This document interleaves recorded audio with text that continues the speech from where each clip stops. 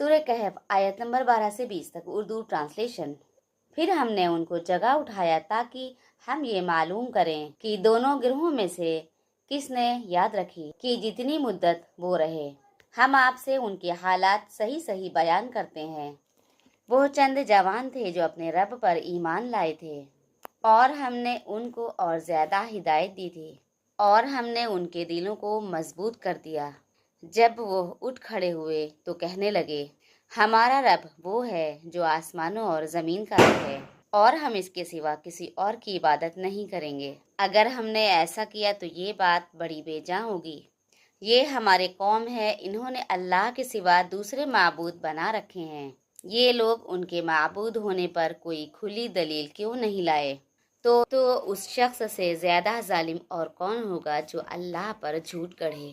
اور جب تم نے ان سے علیحدگی اختیار کی اور ان کے معبودوں سے بھی، تو تم غار میں پناہ لو، تمہارا رب تمہارے لیے اپنی رحمت وسیع کر دے گا، اور تمہارے لیے تمہارے اس کام میں آسانی کے سامان مہیا کرے گا۔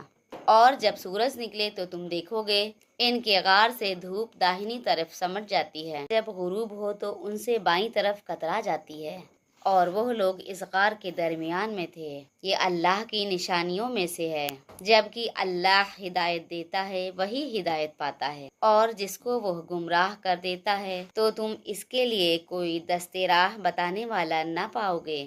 اور تم خیال کرتے ہو کہ وہ جاگ رہے ہیں، حالانکہ وہ سوئے ہوئے ہیں، اور ہم ان کو دائیں بائیں الٹ پلٹ کرتے رہے ہیں، اور ان کا کتا چوکھٹ پر دونوں ہاتھ پھیلائے ہوئے رہتا ہے۔ اگر تم ان کو جھانک کر دیکھتے تو ان سے پیٹھ پھیر کر بھاگ جاتے اور ان سے دہشت میں آ جاتے، اور اسی لیے ہم نے ان کو اٹھایا تاکہ وہ آپس میں ایک دوسرے سے دریافت کریں۔ ان میں سے ایک کہنے والے نے کہا کہ تم یہاں کتنی مدت رہے؟ تو بعض کہنے لگے کہ 1 دن یا اس سے کم رہے ہوں گے۔ دوسروں نے کہا کہ تمہارا رب ہی جانتا ہے کہ تم کتنا عرصہ رہے۔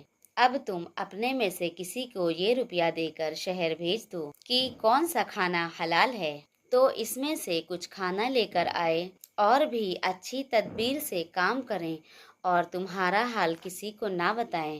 اگر ان لوگوں کو تمہاری خبر ہو جائے تو یہ لوگ تم کو سنگسار کر ڈالیں گے، یا تم کو اپنے دین میں داخل کر لیں گے۔ اگر ایسا ہوا تو تم کبھی فلاح نہ پاؤ گے۔